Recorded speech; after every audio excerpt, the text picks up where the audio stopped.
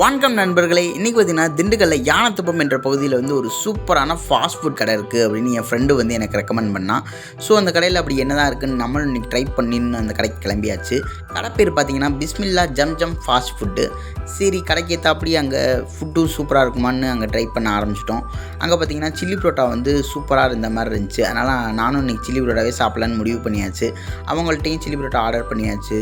அவங்க வந்து ஒரு சூப்பரான ஒரு சில்லி புரோட்டா வந்து சீக்கிரமாகவே ரெடி பண்ணிட்டாங்க.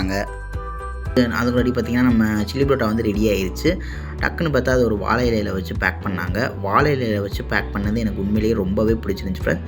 உங்களுக்கு எப்படி இருந்துச்சுன்றதை மறக்காமல் கமெண்ட் பண்ணுங்கள். வீட்டுக்கு கொண்டு வந்தாச்சு.